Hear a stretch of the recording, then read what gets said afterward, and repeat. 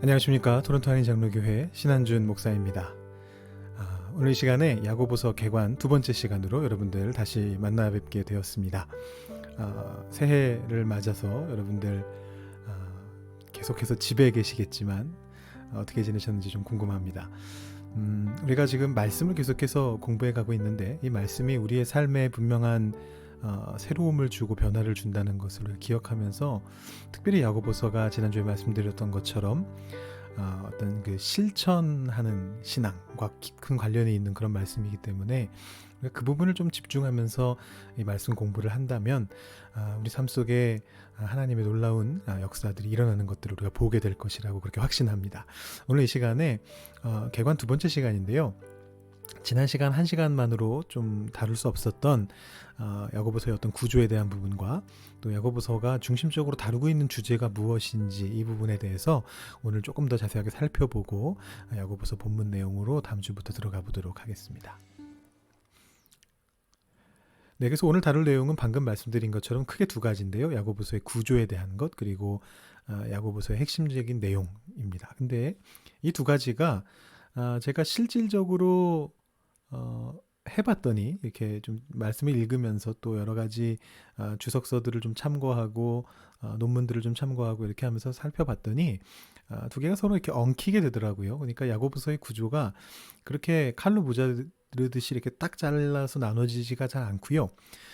그러다 보니까 어쩔 수 없이 주제를 따라서 핵심적인 내용들이 무엇인가를 따라서 이 구조를 구분해야 되는 어떤 그런 문제가 좀 있었습니다. 그래서 제가 일단은 두 가지 질문으로 질문을 제시를 했는데 구조는 어떻게 될까요? 핵심적인 내용은 무엇일까요? 이렇게 둘로 제시를 했습니다만 실제로 오늘 이 시간을 통해서는 제가 이 두 가지를 좀 섞어서 같이 여러분들께 말씀을 좀 드리고자 합니다. 여러분 아마 이 코비드-19 시작하기 전에 저랑 같이 이렇게 우리 소예배실에서 만나서 같이 공부하던 그때에 제가 여러분들께 좀 많이 말씀드렸던 것 기억하실 겁니다. 뭐냐 하면 우리가 말씀을 스스로 읽으면서 특히 개역개정판이 조금 어렵게 번역되어 있는 부분들이 있기 때문에 좀 쉽게 번역된 판본들로 이 말씀을 우리가 직접 읽으면서 우리 스스로 한번 구조를 나눠보는 어디서부터 어디까지가 무슨 내용이고 어디서부터 어디까지가 무슨 내용인지를 이렇게 나눠보는 것들을 좀 이렇게 훈련할 필요가 있고 한번 습관이 되면은 성경을 읽는데 큰 도움이 된다 이렇게 말씀드렸던 적이 있습니다. 그래서 제가 항상 각 이 책들을 할 때마다 개관을 일부러 좀 2시간에 걸쳐서 잡는 이유가 있는데 그것이 뭐냐면 첫 번째 개관에서 그 성경책의 기본적인 내용을 설명해 드린 다음에 직접 한번 읽어보시면서 구조를 먼저 분석해 보실 수 있도록 제가 시간을 좀 드리려고 일부러 개관을 둘로 나눕니다. 그래서 구조는 항상 이 두 번째 개관 시간에 다루게 됩니다. 여태까지 그렇게 해오셨는지는 잘 모르겠는데 제가 요 의도를 잘 설명을 드리지는 않았던 것 같아요. 제가 오늘 말씀을 좀 드리고요. 그래서 사실은 지난 시간에 제가 야고보서 전체를 한번 읽어보시라 이렇게 말씀을 드렸었고 개역개정판보다는 만약에 개역개정판이 익숙하시다면 새 번역이나 다른 번역본들로 한번 읽어보시면 더욱 도움이 될 것 같다라고 말씀을 드렸었습니다. 그래서 여러분들이 아마 그거 다 읽어오셨을 거라고 제가 생각을 하고요. 다만 읽으시면서 구조를 나눠보셨는지 모르겠어요. 제가 그때 몇 가지 구조를 나누는 방법에 대해서 알려드렸고 키워드들을 알려드렸습니다. 그래서 어떤 말투, 여기서부터 말투가 바뀐다거나 호칭 누구를 부른다거나 내 형제들아 이렇게 부른다거나 주제가 바뀌고 핵심 단어들이 바뀌고 어떤 이런 것들을 통해서 여기서부터 여기까지는 이런 주제고 여기서부터 여기까지는 이런 주제구나 라고 구분할 수 있다라고 말씀을 드렸었습니다. 그걸 한번 저희가 오늘 야고보서를 가지고 한번 조금 해보려고 하는데요. 우선은 1장에 있는 말씀을 가지고 한번 진행을 해보도록 하겠습니다. 여러분 글씨가 조금 작을 수가 있는데요. 특히 뭐 휴대폰으로 보고 계신다면 글씨가 좀 안 보이실 수가 있는데 1장의 말씀을 쭉 따라갈 겁니다. 그래서 옆에 여러분 성경책을 같이 펼쳐 놓으시고 보셔도 괜찮을 것 같습니다. 자, 야고보서 일단 1장 1절은 제가 넘어갔고요. 1장 1절은 그 인사말이기 때문에 제 다음 시간에 1장을 다루면서 다시 한번 다루고요. 자, 본격적으로 본 내용이 들어가는 것이 이제 2절부터인데 여기 내용을 여러분들 읽어보시면 분명히 거기에 말씀드렸던 바와 같은 구분할 수 있는 표지들이 있습니다. 예를 들어 2절을 보시면 내 형제들아 이렇게 시작을 하잖아요. 여기서부터 뭔가 새로운 이야기를 하려나 보다라고 추측할 수가 있겠죠. 자, 여기서 한번 중요 단어들을 한번 체크하면서 한번 진행을 해 보겠습니다. 지금 2절하고 3절에 보시면 비슷한 단어가 나옵니다. 그 단어가 무엇이냐면 제가 빨간색으로 표시를 해놨는데요. 그것은 시험 또는 시련이라는 그런 단어입니다. 이 시험과 시련, 믿음의 시험이라는 것 사실은 초대교회에 있었던 거의 대부분의 사람들이 계속해서 경험해 왔던 것이죠. 우리가 바울 서신을 통해서도 사실은 봤고 뭐 히브리서를 통해서도 봤습니다. 물론 그 시험의 어떤 특성이나 강도는 조금씩 다르기는 했습니다. 예를 들어 바울 서신에서는 고난이 굉장히 강조되는가 하면 바로 지난번에 배웠던 히브리서 같은 경우에는 아주 드러내놓고 핍박이 강하게 있었다기보다는 알게 모르게 있는 어떤 차별, 경제적인 압박 뭐 이런 것들이 주된 시험이었죠. 어쨌든 이 당시 초대교회 교인들은 다들 마이너리티였고 어떤 형태로든지 시험을 당해왔습니다. 그래서 지금 여기서 이 시험에 대해서 얘기하는 것 자체는 전혀 어색한 것이 아니고 이상한 것이 아닙니다. 근데 이제 이 주제를 어떤 주제로 연결시켜 나가느냐 하면 제가 파란색으로 표시를 하는데요. 인내라는 주제로 연결해 가고 있습니다. 2절에 3절에 시험, 시련 이렇게 나오고 3절, 4절에서 인내가 나옵니다. 그러니까 이 2절부터 4절의 핵심적인 주제는 믿음의 시련을 통해서 만들어지는 인내, 3절에 나오는 그 말씀이죠. 믿음의 시련이 가져오게 되는 그 인내를 이루는 것이 2, 3, 4절의 중심 내용이다라는 것을 알 수가 있습니다. 그 다음에 여기 약간 조금 헷갈리는 부분이 있는데요.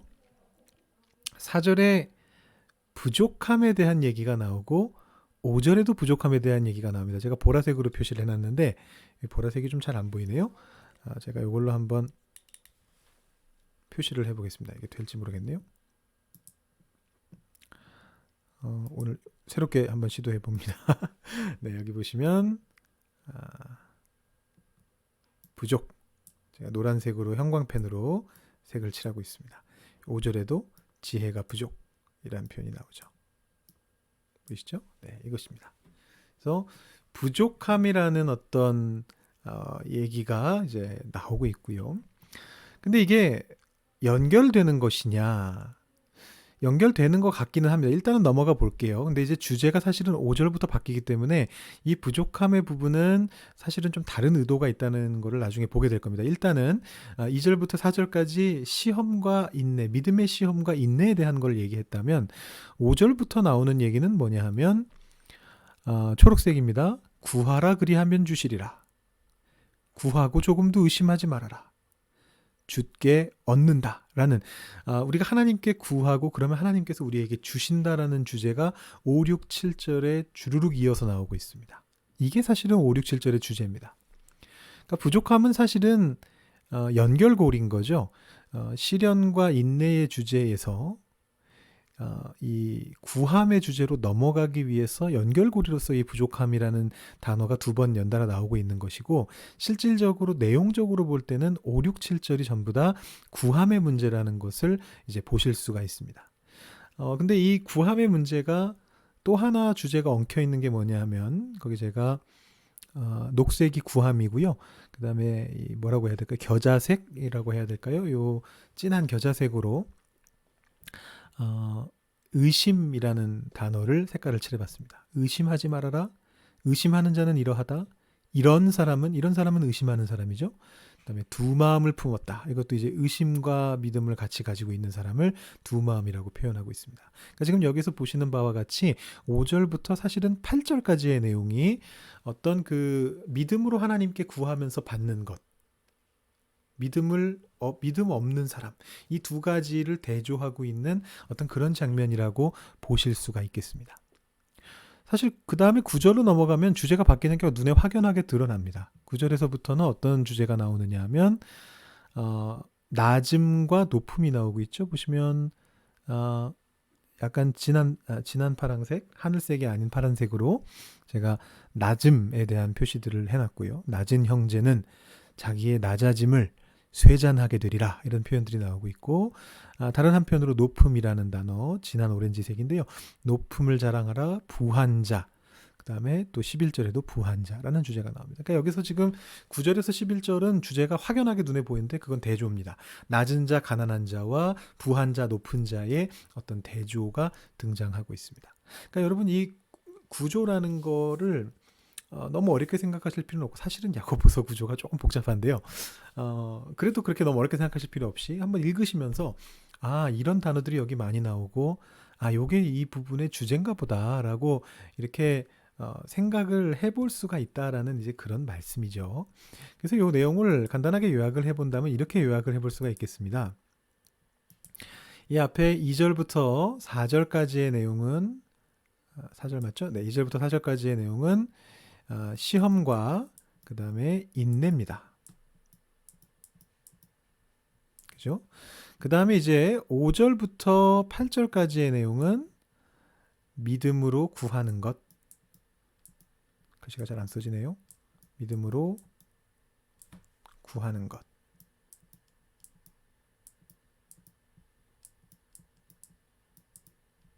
그 다음에 9절부터 11절까지의 주제는 낮아짐과 높아짐, 가난함과 부함의 대조라고 볼 수 있겠습니다. 가난과 부함을 대조하는 것이다, 이렇게 생각해 볼 수 있겠죠. 이게 1장 2절부터 11절까지의 내용을 우리가 주제어만 가지고 자주 나오는 단어들만 가지고 간략하게 정리해 본 겁니다. 제가 보기가 불편하니까 제가 미리 준비해 놓은 게 있으니까요. 이렇게 다시 한번 보죠. 그래서 1장 2절부터 4절은 시련과 인내, 그 다음에 5절부터 8절은 믿음으로 하나님께 구하는 것, 그 다음에 9절부터 11절은 가난함과 부함의 문제. 가난함과 부함은 바뀌어지게 된다. 그래서 가난한 사람은 높아짐을 자랑하고 부한 자는 낮아짐을 자랑하라라는 이제 그런 말씀으로 이렇게 정리가 되어집니다. 사실은 이 세 가지가 야고보서의 핵심 주제들입니다. 그러니까 이 앞부분에서 지금 야고보가 야고보서 편지를 쓰면서 자기가 앞으로 이 서신에서 다루게 될 주요 주제들을 한번 미리 맛보기로 오프닝으로 이제 소개해주고 있는 부분이거든요. 그래서 이제 이 주제가 반복적으로 이 이후에도 등장하게 됩니다. 보시면은요, 이제 12절부터 18절까지인데 여기에도 보시면 다시 반복이 됩니다. 지금 분명히 낮아짐과 높아짐의 주제로 넘어갔었다가 다시 어떤 글자들이 나오기 시작하느냐 하면 빨간색으로 많이 나오네요. 시험이라는 말이 나옵니다. 시험, 시련, 이런 표현이 계속해서 나옵니다. 다시 반복되는 거죠. 그러니까 앞에서 맨 처음에 다루었던 2절부터 4절에 다루었던 그 시험에 대한 얘기를 다시 한번 이야기하고 있고요. 그 다음에 또 나오는 것 중에 하나가 뭐냐면 구함의 주제입니다.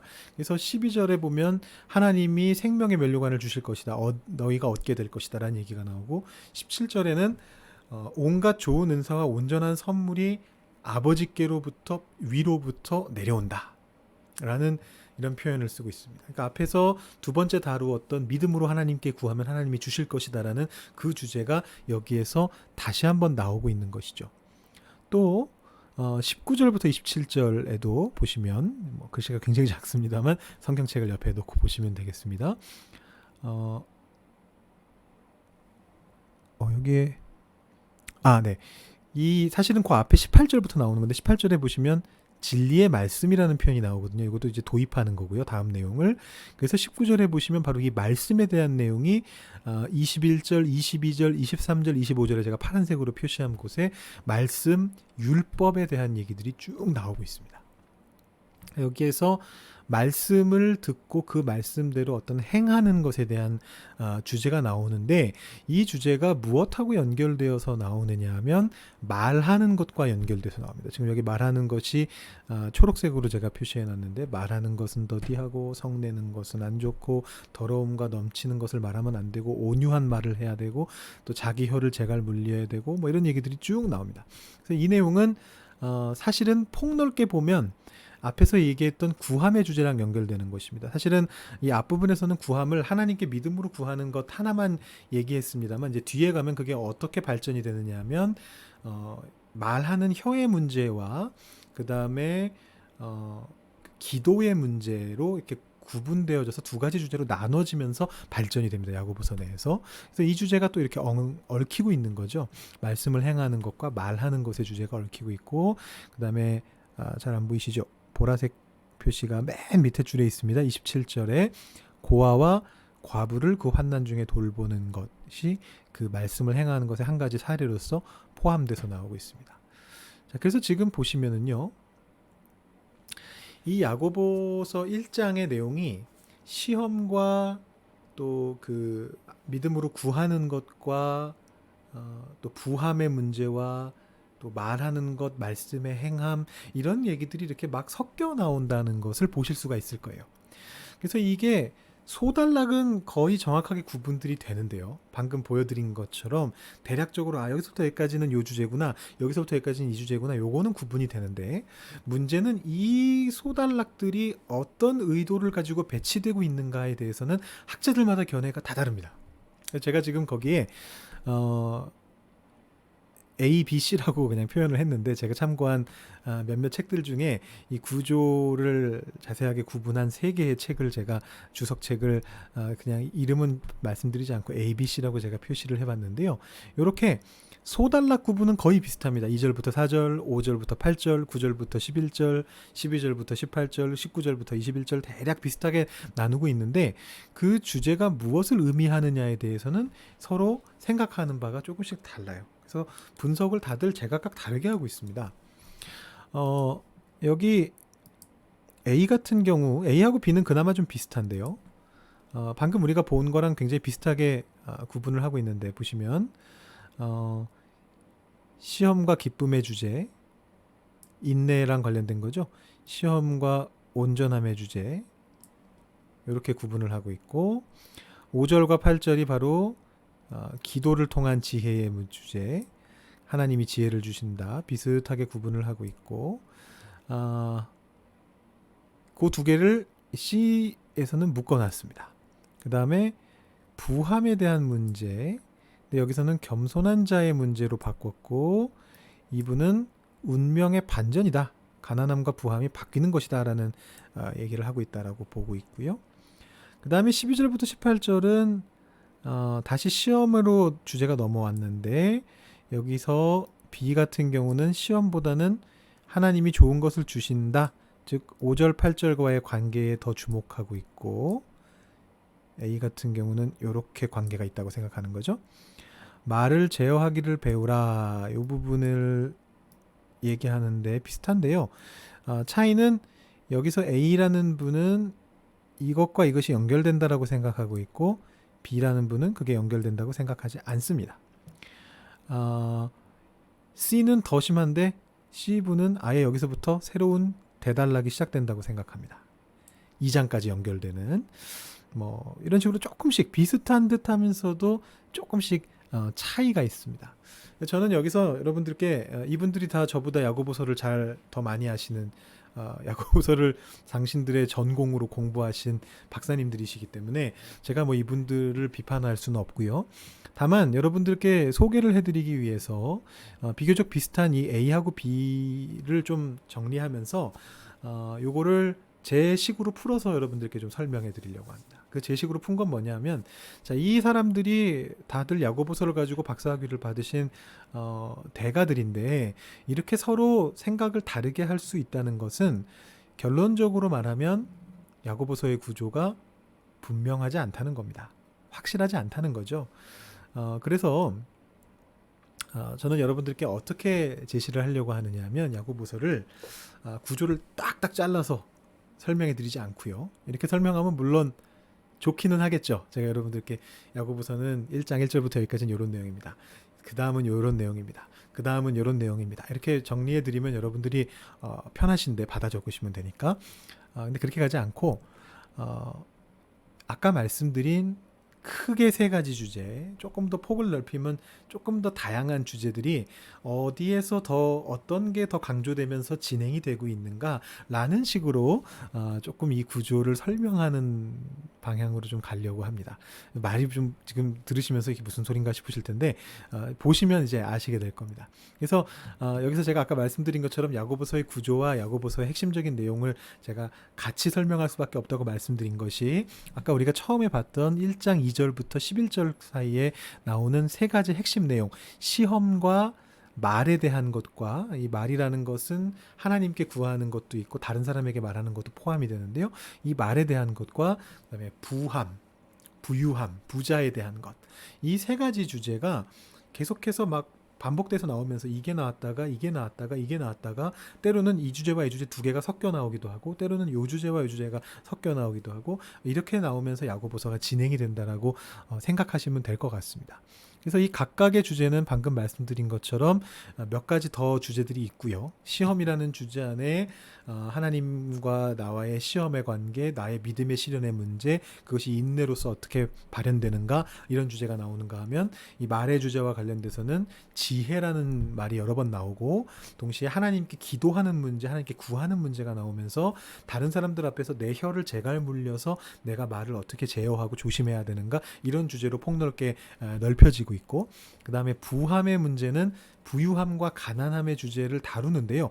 여기서 포커스는 어디에 맞느냐 하면 부자는 다 죄인이야가 아니고 말씀을 행함에 더 초점이 맞춰져 있습니다. 부자라면 가난한 자를 돌보아야 된다라는 어떤 그런 관점으로 이 실천적인 관점으로 이 부유함에 대해서 논의하는 내용들이 야고보서 안에 쭉 나오고 있습니다. 그래서 이게 계속해서 반복적으로 나온다라고 생각하시면 되겠습니다. 그러니까 여러분 읽으시면서 요게 세 가지 중에 어느 주제랑 관련이 있는가 이렇게 한번 떠올려 보시면 될 것 같아요. 이거는 지금 시험에 대해 얘기하고 있구나. 이거는 시험 중에서도 인내를 이야기하고 있구나. 이것은 말에 대한 얘기를 하고 있구나. 말 중에서 다른 사람 앞에서 내 말을 어떻게 제어할 것인가 이거에 대해서 얘기하고 있구나. 아니면 하나님 앞에서 기도하는 문제에 대해서 얘기하고 있구나. 또는 부유함과 가난함이라는 것이 정해져 있지 않다는 얘기를 하고 있구나. 혹은 부유한 자는 행하는 삶을 살아야 된다라는 얘기를 하고 있구나. 뭐 이렇게 한번 보면서 여러분들이 구분해 보시면 좋을 것 같습니다. 자, 근데 여기서 이 핵심적인 내용들을 이렇게 쭉 보시다 보니까 이거 어디서 많이 본 것 같은데 라는 생각이 드실 수 있을 것 같습니다. 물론 바로 그렇게 드실 수는 없겠지만 제가 지난번 시간에 개관 첫 번째 시간에 야고보서가 어떤 말씀과 깊은 관련이 있다라고 그렇게 말씀드렸기 때문에 그 말씀이 갑자기 떠오르실 수 있을 것 같아요. 산상수훈이죠. 마태복음의 산상수훈인데 시험의 주제는 산상수훈에서는 잘 발견이 안 되고요. 야고보서의 핵심 내용 중에 나머지 두 가지 말에 대한 것, 지혜에 대한 것, 기도에 대한 것, 말을 조심하는 문제, 그 다음에 부유한 자의 문제, 그리고 그 부유한 사람이 말씀을 어떻게 행하면서 살아야 되는가에 대한 문제, 이런 문제들이 전부 다 바로 예수님이 산 위에서 가르치셨던 산상수훈, 그리고 비슷한 내용이 누가복음에서는 평지에서 예수님이 가르치신 걸로 나온다라고 말씀드렸는데 그 마태복음과 누가복음에 겹쳐져서 나오고 있는 산상수훈 혹은 평지설교의 내용과 일치가 됩니다. 비슷합니다. 굉장히 비슷합니다. 구체적으로 보시면은요. 이게 이제 어떤 학자가 야고보서의 말씀과 마태복음 산상수훈의 말씀을 이렇게 연결시켜 놓은 내용을 제가 여기다가 올려놓은 겁니다. 사실 그 학자는 마태복음 산상수훈만 한 건 아니고 공관복음서 안에 있는 마태복음, 마가복음, 누가복음 안에 있는 모든 관련 구절을 다 표시해 놨는데 이 산상수훈 부분이 거의 대부분입니다. 나머지는 거의 없습니다. 야고보서에서 마가복음과 관련된 거는 한 구절밖에 없고 또 산상수훈이 아닌 다른 마태복음이나 누가복음의 말씀도 몇 개 없습니다. 그리고 그 몇 개도 사실은 이 산상수훈과 깊은 관련이 있는 말씀들입니다. 그건 제가 조금 이따 다시 설명드리고요.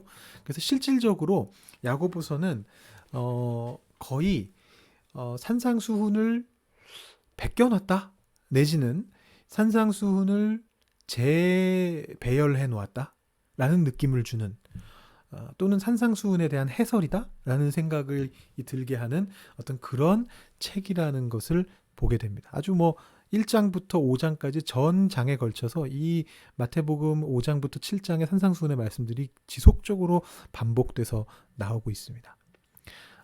지난 시간에 말씀드린 것처럼 직접 인용된 거는 맨 마지막 제가 굵게 표시해 놓은 5장 12절 한 절뿐입니다. 거기만 거의 문자적으로 직접 인용을 해놓고 있고요.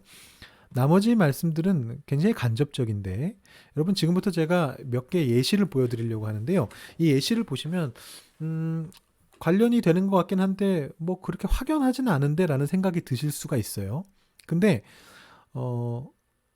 하나만 놓고 보면 그런데 여러 개가 같이 놓여 있는 거를 보시면 이게 연관이 없을 수가 없구나라는 걸 깨달으시게 됩니다. 지금 보시다시피 1장 야고보서 1장의 5절과 17절과 22절과 23절에 연달아서 마태복음 7장의 7절, 11절, 24절, 26절의 내용이 비슷한 유사한 내용들이 연달아 나오고 있는데 이렇게 보면 야고보서 1장이 마태복음 7장을 굉장히 깊숙이 참조하고 있구나라는 것을 너무나 쉽게 알 수 있는 거죠. 예시를 한번 보겠습니다. 야고보서 1장 5절을 보시면 이렇게 적혀 있습니다. 너희 중에 누구든지 지혜가 부족하거든 모든 사람에게 후히 주시고 꾸짖지 아니하시는 하나님께 구하라. 그리하면 주시리라. 네, 이미 익숙하시죠? 어디서 들어본 말씀이죠. 사실 이 야고보서 1장 5절 말씀조차도 우리한테는 익숙한 말씀입니다만 마태복음에 바로 이 말씀이 있죠. 구하라 그리하면 너희에게 주실 것이요 찾으라 그러하면 찾아낼 것이요 문을 두드리라 그리하면 너희에게 열릴 것이다. 아까 말씀드린 것처럼 이것만 보면은 이게 정확하게 일치하는 것 같진 않은데요. 사실 정확하게 일치하는 부분은 하나밖에 없죠. 맨 마지막에 구하라 그리하면 주시리라가 7장 7절에 구하라 그리하면 주실 것이요 요거만 똑같습니다. 나머지는 그 비슷한 주제인 것 같긴 한데 완벽하진 않은데요. 이렇게 생각하실 수가 있어요. 근데 이어지는 1장 17절과 7장 11절의 말씀을 보시면 또 이렇게 연결이 됩니다. 온갖 좋은 은사와 온전한 선물이 위로부터 내려온다. 위로부터 아버지께로부터 내려온다. 근데 바로 7장 11절에도 하늘에 계신 아버지께서 주신다라고 얘기를 하는 거죠. 이 그림 자체가 굉장히 유사합니다. 위로부터 아버지께로부터 내려오는 것, 좋은 것을 주신다. 하늘에 계신 아버지께서 좋은 것을 주신다. 이 두 가지의 구조가 일치하는 것이죠. 이런 식으로 지속적으로 반복되면서 산상수훈의 내용들이 나오게 됩니다. 내용만이 아니고요. 때로는 표현들도 비슷한 표현들이 나옵니다. 여기 지금 내용이 아니기 때문에 요 표에는 없는데 1장 12절을 보시면 제가 이건 너무 뻔해가지고 마태복음 말씀을 아예 찾아 적지도 않았습니다. 여러분이 보시는 순간 아시게 될 겁니다. 1장 12절 첫 부분입니다. 시험을 참는 자는 복이 있나니. 팔복의 말씀이죠. 마태복음 5장에 나오는 팔복의 말씀입니다. 표현 자체가 똑같아요. 시험을 참는 자는 복이 있나니. 누가 봐도 이 야고보서의 말씀이 산상수훈의 말씀을 참고하고 있다는 것은 너무나 확실합니다.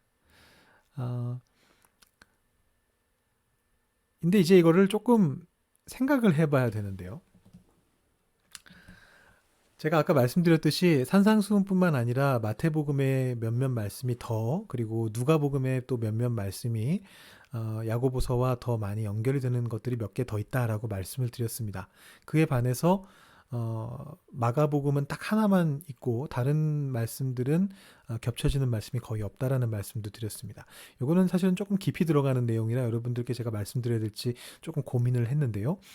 그냥 여러분 이거는 그냥 한번 흘려 들으시면 될 것 같아요. 이런 얘기들이 있구나 라고 한번 들으시고 넘어가시면 될 것 같습니다. 이 야고보라는 사람이 제가 지난 시간에 야고보서를 쓴 사람이 누구냐 설명을 드리면서 제일 유력한 사람은 주의 동생 야고보다, 주의 형제 야고보다라고 말씀을 드렸습니다. 일단 성경에는 야고보가 썼다라고만 돼 있고 그 야고보가 누군지는 안 나와 있다고 말씀드렸고요. 일단은 속어법을 통해서 이렇게 지워가면 이 사람은 안 되고 저 사람은 안 되고 지우다 보면 남는 사람이 알페오의 아들 야고보와 이 주의 형제 야고보 둘밖에 남지 않는데 그 중에서 주의 형제 야고보가 가장 유력하다라고 그렇게 말씀을 드렸습니다.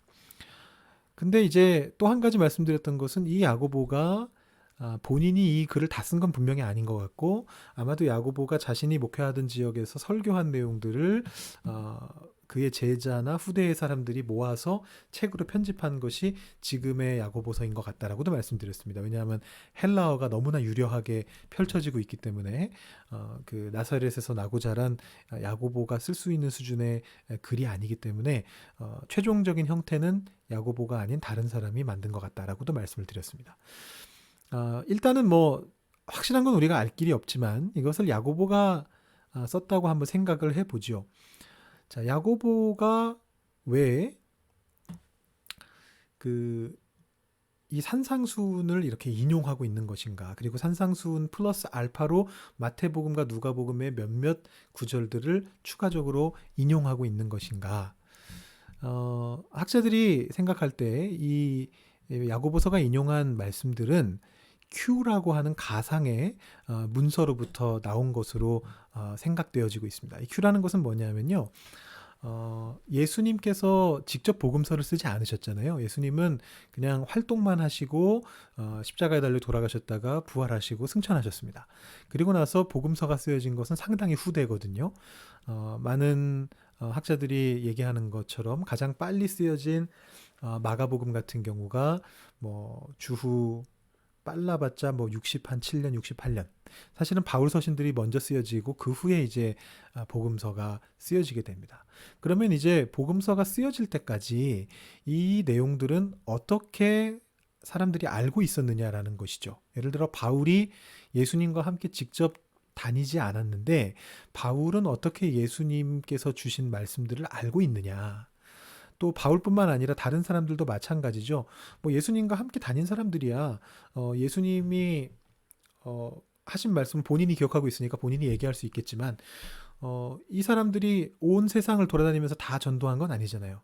예수님의 12제자나 예수님과 함께 다녔던 500명의 제자들이 세상에 퍼져나가서 각 지역의 목사가 돼서 거기 감독이 돼서 그 지역에서 목회를 한 건 아니고 대다수는 유대 지역에 그냥 머물렀고 그래서 바울이니 바나바니 하는 사람들이 그렇게 여기저기 다니면서 전도하고 그곳에서 목회를 한 거 아니에요. 근데 그 사람들은 예수님을 직접 본 적이 없는 사람들이란 말이죠. 물론 바울은 다메섹 도상에서 예수님 보긴 봤습니다만 그러면 예수님과 공생 사역을 같이 하지 않은 이 사람들은 예수님의 말씀을 어떻게 알 수 있었겠는가? 이제 그것을 이 학자들이 추적해 가다가 발견하게 된 겁니다. 마가복음에는 없지만 마태복음과 누가복음에는 공통적으로 나타나고 있는 말씀들이 있는데 그 말씀들을 뽑아내서 비교해 보니까 그 말씀들은 전부 다 배경 설명이 없는 예수님의 말씀만 모아놓은 어록집이다라는 걸 발견하게 된 겁니다. 그래서 이제 이거는 여기서부터 이제 추측입니다. 거기까지는 명백한 사실이고요. 지금까지 제가 말씀드린 건 명백한 사실이고요. 즉 마가복음, 마태복음, 누가복음 세 복음서가 공관 복음서인데 서로 공유하고 있는 부분이 많이 있는데 마가복음은 자기만의 단독적인 내용이 거의 없고 마태랑 누가가 마가복음을 거의 다 쓰고 있습니다. 그런데 마태복음은 마태복음대로 자신만의 자료가 있고 누가복음은 누가복음대로 자신만의 자료가 있는데 이 두 자료 사이에 겹치는 부분이 있다는 거죠.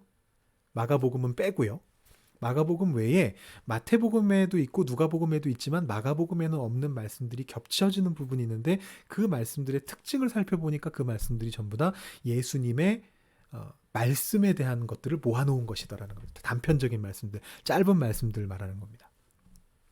그러니까 이제 여기까지는 이제 명백한 사실이고 그 다음에 이제 학자들이 추정한 것이 무엇이냐면 그렇다면 아마 마태나 누가가 자신들의 복음서를 쓸 때에 마가복음과 함께 동시에 바로 이 예수님의 말씀을 모아놓았던 어떤 자료를 함께 참고해서 자신들의 복음서를 썼을 것이다라고 이제 추정한 것입니다. 그 추정된 문서가 이 Q라는 겁니다.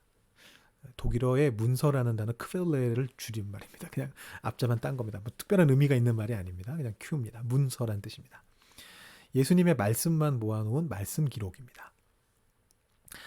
근데 지금 야고보서에 있는 모든 말씀들은 전부 다 Q에서 나온 말씀들입니다. 전부 다라고 하면은 뭐 그거는 어폐가 있고요. 뭐 한두 개 아닌 것도 있지만 대부분의 말씀은 산상수훈 외에 다른 말씀들도 뭐 마태복음 20 몇 장에서 온 말씀도 있고 뭐 누가복음 또 20 몇 장에서 온 말씀도 있고 이렇게 있는데 그 말씀들이 전부 다 바로 예수님의 어록집으로 추정되는 마태와 누가에는 있으나 마가복음에는 없는 말씀들로부터 왔다라는 것입니다.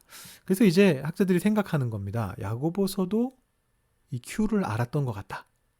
예수님의 말씀 기록을 알고 있었던 것 같다. 물론 정확한 건 모릅니다. 야고보서가 언제 쓰여졌는지도 지금 확실하지가 않기 때문에 야고보가 이 Q라는 문서를 직접 본 건지 아니면 마태복음과 누가복음을 참고해서 쓰다 보니까 그런 일이 벌어진 것인지 물론 그렇게 된다면 좀 어색하죠. 마가복음의 내용은 왜 하나도 없이 마태 누가복음에 공통으로 있는 내용만 있는가라고 설명하는 게 조금 힘들어지고요. 그 다음에 뭐 세 번째 가능성은 이런 가능성도 있죠.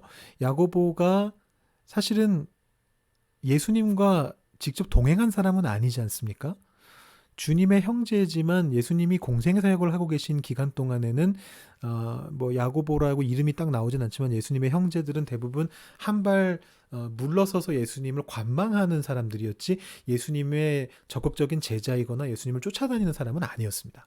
그러니까 야고보는 예수님의 공생의 사역을 정확하게 알지 못하고 있죠. 그러니까 어떤 의미로든 이 말씀 자료를 참고했을 수가 있고 혹은 아니면 예수님이 공생의 사역을 하시는 동안 가족들과 전혀 교류하지 않으셨을 리는 없고 예수님이 가족들과 교류하셨을 때 무슨 말씀을 하셨을까요? 당신이 주님께서 그 공생 사역을 하시면서 청중들에게 하시던 그 말씀을 하셨겠죠. 가족들에게도. 그게 중요하다고 생각하시면서 하신 말씀이니까 가족들에게도 아마 그 말씀들을 하시지 않았을까라고 추측해 볼 수 있습니다. 그러면 야고보가 이 내용이 익숙한 것도 어색하지 않죠.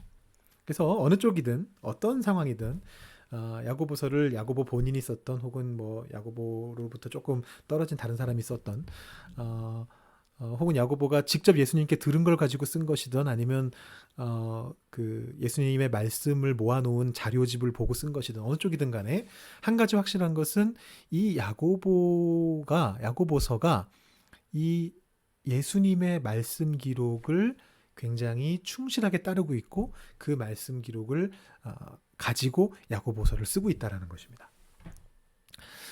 그래서 지금 자세히 이 야고보서가 좀 무시당했던 또 한 가지 이유가 뭐냐면 루터가 뭐 내용상 지푸라기 서신다라고 얘기했던 것도 지난 시간에 제가 말씀드렸습니다만 그거 말고도 야고보서가 조금 무시당했던 이유 중에 하나는 예수님이란 말이 안 나와요. 딱 2번 나와요. 1장 1절과 2장 1절에. 그리고 십자가 죽음 부활 이런 얘기들이 안 나와요. 그렇지만 야고보서 전체가 예수님의 가르치심으로 가득 차 있다는 것을 보게 되는 거죠. 예수님의 공생의 사역 중에 예수님께서 말씀하셨던 그 말씀들, 복음서를 통해서 보존되어진 그 말씀들이 야고보서 안에 가득 들어 있습니다. 사실상 야고보서의 모든 내용이 그 산상수훈의 내용과 동일한 내용이라고 해도 과언이 아닐 정도로 똑같이 그 내용들을 전개해 가고 있는 것을 보게 됩니다.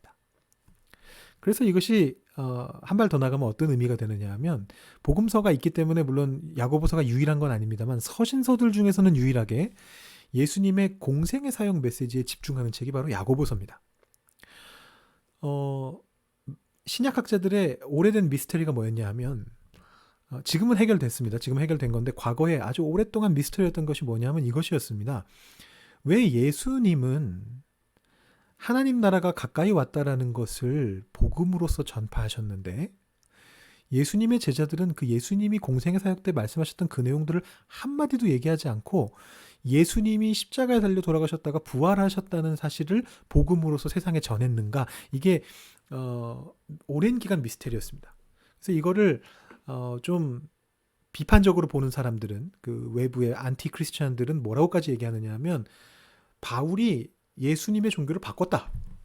예수님이 처음 세우신 종교는 삶에 대한 행함에 대한 종교고 공생의 사역에서 예수님 말씀하신 내용들이 그런 내용들이니까 회개하는 것에 관한 종교고 그 회개라는 것은 삶의 회개를 포함하는 것이고, 그래서 하나님 나라가 가까이 왔다는 것에 대한 어떤 궁극적인 관심을 가지고 세상 속에서의 삶을 다스리는 문제인데, 바울이 그것을 그 영혼의 문제로 바꿔버렸다, 이렇게까지 얘기하는 사람들도 있었습니다. 근데 이제 오늘날에는 그렇게 보지 않고요. 이제 그 문제는 해결이 됐는데, 이 둘 사이의 관계에 있어서 자칫하면 우리가 바울 서신을 너무 중요시하게 생각한 나머지 이 행함 부분을 놓칠 수가 있는데, 사실은 이 행함은 예수님의 공생의 시절에 예수님께서 직접 말씀해 주셨던 바로 그 핵심 메시지들이라는 거죠. 그거를 야고보서가 담고 있는 겁니다. 그러니까 제가 첫 주에 말씀드렸던 것처럼 야고보서가 믿음의 또 다른 차원, 믿음의 차원이 과연 어디까지인가를 보여주는 책이다라고 말씀드렸는데, 바울 서신과 대조되는 책이 아닙니다. 바울 서신에 나오는 믿음으로써 구원을 얻는다는 내용을 반박하는 것이 아닙니다. 야고보서는 믿음을 통해 구원을 얻는다라는 말이 의미하는 차원이, 자칫 잘못하다가 바울 서신만을 읽으면서 자칫 잘못해서 매몰되면 굉장히 폭이 좁아질 수 있는데, 그래서 우리의 삶에 아무런 변화도 없이 내가 단순히 나는 하나님 믿고 하나님을 내 구주로, 예수님을 내 구주로 고백했으니까 나는 구원받았어, 내 삶은 어떻든 나는 상관없어 라고 착각할 수 있는 그 부분의 오류를 깨트려주는 책인 거죠. 그래서 제가 계속해서 말씀드리는 것이, 이 야고보서는 믿음의 또 다른 차원을 알려주는 책이다. 특별히 산상수훈 플러스 예수님께서 공생의 사역 때 말씀하셨던 몇몇 말씀들에 아주 집중하고 있는, 그래서 예수님의 공생의 사역 때 전해졌던 그 메시지를 우리에게 다시금 들려주고 있는 굉장히 중요한 책이 바로 야고보서다라는 것을 여러분 한번 생각해 보시면 좋을 것 같습니다. 네, 다시 첫 번째 질문으로 이제 돌아갑니다. 핵심적인 내용 다 말씀드렸고요. 이제 그 내용을 가지고 구조를 한번 어쨌든 여러분들께 설명을 드려야 되기 때문에 그냥 제 마음대로 간략하게 한번 정리를 해봤는데요. 이 내용을 가지고 우리가 다음 시간부터 좀 공부를 하려고 합니다. 자, 1장 1절은 인사말이고요. 그 다음에 2절부터 11절, 아까 저희가 처음에 살펴봤던 내용인데 주제 제시라고 보시면 되겠습니다. 세 가지 핵심 주제가 나옵니다. 시련과 인내의 문제, 믿음으로 구하는 문제, 가난함과 부함의 문제가 나옵니다. 그 다음에 12절부터 27절도 저희가 다시 봤는데, 거기는 좀 주제가 섞여 있었습니다. 주제 심화라고 제가 적어놨는데요. 위에 있었던 세 가지 주제가 두 개씩 짝을 지어서 이렇게 좀 섞여서 나옵니다. 그래서 12절부터 18절까지는 시험의 문제와 구함의 문제가 섞여 나옵니다. 시험이 있을 때 어떻게 구할 것인가. 그 다음에 19절부터 27절까지는 부유함의 문제와 하나님께 의지하는 문제가 말씀의 행함이라는 주제 안에서 함께 뭉쳐져서 나오고 있습니다. 그래서 여기에서 주제가 심화되면서 말씀의 행함이라는 또 다른 핵심 주제가 나오고 있고요. 이 내용들을 2장부터 차근차근 풀어간다라고 보시면 될 것 같아요. 그래서 2장 1절부터 26절까지 부유함에 대한 논의가 나옵니다. 그러면서 본격적으로 여러분들 많이 아시는 그 말씀들이 나옵니다. 행동하는 신앙에 대해서. 행함이 없는 믿음은 죽은 믿음이다. 너네가 부유하다고 해서 그대로 살아가면, 가난한 자들 돌보지 아니하고 행동하지 않고 예수님 말씀하신 대로 행하지 않으면 그거는 너는 죽은 믿음이고 너네들은 구원받을 수 없다. 이런 내용들이 거기 나오고, 3장 1절부터 12절까지는 행함에 대한 논의가 나옵니다. 그래서 말의 제어에 대한 부분들이 이제 나오게 됩니다. 그 다음에 13절부터 12절까지는 구함에 대한 논의가 나옵니다. 그래서 지혜의 문제와 순종의 문제를 다루고 있습니다. 그 다음에 4장 13절부터 5장 6절까지는 부유함에 대한 논의의 두 번째 차원이 나오는데, 아까 첫 번째 차원이 실천적으로 행동하는 문제를 다뤘다면, 이 두 번째 부분은 하나님의 계획에 대해서 얘기합니다. 그래서 부유한 자야, 너희들이 죽을 때까지 부유할 것 같으냐? 너희들이 죽어서도 부유할 것 같으냐? 라는 그런 이야기들을 합니다. 미래는 다 알 수 없는 것이다. 하나님만이 아시는 것이 미래이기 때문에 너희가 그렇게 살면 안 된다. 이런 얘기를 하고, 이 하나님의 계획의 주제가 심판으로 넘어가는데, 그러면서 전체 주제도 인내에 대한 것으로 바뀝니다. 5장 7절부터 12절까지 인내에 대한 논의로서 마지막 날 심판이 있다. 너희는 그 심판을 인내를 통해 기다려야 된다. 얘기를 하고, 마지막에 5장 13절부터 20절까지는 이 구함에 대한 두 번째 논의로서 기도에 대한 것들을 다루게 되는데, 치유하는 기도와 회개하는 기도에 대한 내용들을 다루고 있습니다. 그래서 이 2장 1절부터 5장 20절까지의 내용은 학자들마다 구조화시키는 방식이 좀 다르고요. 저는 여러분들께 이 내용을 뭐 이러이러한 큰 구조가 있다라고 말씀드리지 않고 그냥 이렇게 단락마다 앞에 나왔던 그 주제들이 이런 식으로 반복적으로 심화되면서 논의되고 있다라고만 설명드리는 것으로 야고보서 구조를 좀 설명드리려고 합니다. 그 이유는 아까 다 말씀을 제가 드렸습니다. 그래서 이 아까 보신 것처럼 1장에서는 핵심 주제들이 제시되고 그거를 간략하게 심화시키면서 2장부터 이어질 본격적인 논의를 준비하는 내용들이 1장에 나오고 있고, 그 다음에 이 2장부터 5장까지는 각각의 주제가 다양하게 변주가 됩니다. 뭐 섞이기도 하고 그 안에 있는 세부 주제로 다시 이렇게 쪼개지기도 하고 이러면서 이 각각의 주제가 이렇게 얽히면서 나오고 있고요. 그래서 이 주제들을 함께 좀 살펴보고 우리가 야고보서를 마치려고 합니다. 5장 야고보서의 특징 중에 하나는 끝부분에 끝인사가 없다는 것입니다. 그 이유에 대해서는 정확한 것은 알 수가 없습니다. 원래 서신이라면 인사말이 있으면 당연히 끝인사가 있어야 되는데 이 야고보서의 경우 끝인사가 없기 때문에 그런 부분들도 이것이 처음부터 야고보 사도가 직접적으로 쓴 서신이라기보다는 그 야고보가 남겨놓은 자료들을 토대로 설교나 남겨놓은 자료들을 토대로 다 후대의 사람이 편집한 책이 아닌가라고 추정할 수 있는 한 가지 이제 근거가 된다라고 볼 수 있겠습니다. 네, 이렇게 해서 오늘 야고보서의 구조에 대해서 보고 또 핵심적인 내용이 무엇인지도 살펴보았습니다. 시험이라든가 인내라든가 또 믿음으로 구하는 문제, 더 나아가서 말을 제어하는 문제, 그 다음에 부유함 속에서 어떻게 행동하고 가난함 속에서 어떻게 행동할 것인가, 말씀을 행동으로 옮기는 것이 왜 중요한가, 이런 주제, 이렇게 크게 세 가지 주제가 반복적으로 나오게 되는데요. 우리가 다음 시간에 야고보서 1장을 공부하면서 그 주제를 조금 더 깊이 들여다보고요. 그 다음에 이제 이어서 2장부터 나머지 내용들도 한번 살펴보도록 하겠습니다. 다음 시간까지 야고보서 1장을 한번 읽어보시는데 이미 야고보서 1장을 야고보서 전체를 지난 시간에 읽어보셨습니다만 이번에는 1장을 조금 더 깊이 한번 읽어보시고요. 가급적이면 개역개정판 말고 다른 판본으로 한번 읽어보시면 좋을 것 같습니다. 야고보서 제가 예전에 뭐 6월달에 디모데후서 강의할 때 것을 몇 번 보여드렸었는데 밑에다가 적어도 놓고 했었는데요. 뭐 이제는 다 아실 것 같아서 제가 따로 적진 않았습니다. 여러분 혹시 새 번역이나 공동번역 개정판을 읽고 싶으신 분들은 대한성서공회 홈페이지를 가시면 가장 완벽한 버전이 거기 있습니다. 거기에는 개역 개정판도 같이 있기 때문에 세 개 판본을 동시에 컴퓨터 화면에 띄워놓고 동시에 읽으실 수도 있습니다. 그래서 참고하면서 보실 수가 있기 때문에 좋은 홈페이지입니다. 그래서 한번 활용해 보시고요. 아마 저희 중에는 많지는 않으실 것 같은데 혹시 가톨릭 교회에서 번역한 성경을 참고해 보시고 싶으신 분이 계시다면 뭐 사이트가 몇 개 있는데 제가 참고하는 사이트는 천주교 중앙협의회라는 곳에서 운영하고 있는 온라인 성경입니다. 제가 적어놓은 저 글씨를 구글이나 네이버나 다음에 치시면 이제 바로 그 페이지가 뜨게 됩니다. 그럼 거기에 가톨릭 성경과 공동번역 성경이 함께 제시가 되고 있습니다. 그 다음에 이제 공인 번역은 아닙니다만 교회가 인증한 번역은 아닙니다만 한국교회에서 널리 읽혀지고 있는 또 다른 성경이 바로 쉬운 성경이라는 성경이죠. 여러분들도 아마 몇 번 읽어보셨을 것 같은데 아가페 출판사에서 만든 성경이고요. 이 쉬운 성경을 혹시 보시고 싶으시다면 CTM 인터넷 성경이라는 사이트를 검색해 보시면 바로 나오게 됩니다. CTM이라는 것은 뭐 컴퓨터 전문가 선교회라고 뭐 돼 있고요. 정확히 어떤 단체인지는 모르겠습니다만 아가페 출판사의 저작권 허가를 받아서 이 쉬운 성경을 인터넷상으로 볼 수 있도록 서비스를 하고 있는 걸 제가 확인을 했습니다. 뭐 이거는 이제 컴퓨터로 보실 때 얘기고 뭐 핸드폰으로 만약에 읽으신다면 핸드폰으로도 성경 앱들을 좀 검색해 보시면 새 번역을 제공하는 앱이 있고 가톨릭 성경을 제공하는 앱이 있고 쉬운 성경을 제공하는 앱이 있습니다. 그래서 한번 검색해 보시고요.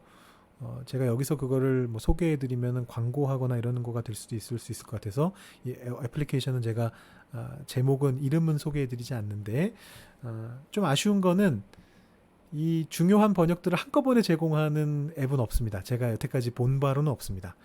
유료 앱이 아닌 다음에는 그런 앱은 없고요.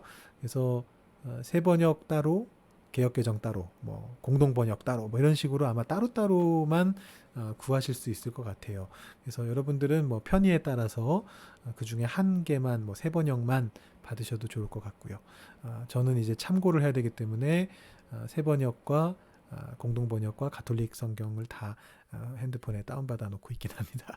어쨌든 여러분들이 뭐 컴퓨터를 통해 읽으시든지 아니면은 구글 플레이 들어가셔서 핸드폰, 스마트폰 애플리케이션으로 읽으시든지 다른 번역본을 한번 꼭 참고해 보시고 야고보서 1장의 내용이 이런 내용들이 이 안에 들어가 있구나라고 한번 꼭 파악해 보시고 혹시 개역 개정판과 좀 차이점을 발견하신다면 한번 이렇게 표시를 꼭 해 놓으시고 이 부분 뭔가 좀 다른데 라고 한번 이렇게 고민하고 계시다가 다음 시간에 저와 함께 공부하시면서 궁금증을 풀어가시면 좋을 것 같습니다. 네, 오늘 여기까지 하고요. 다음 시간에 우리 야고보서 1장으로 다시 한번 만나 뵙도록 하겠습니다. 네, 여러분 여기까지 열심히 들어주셔서 감사합니다. 수고하셨습니다.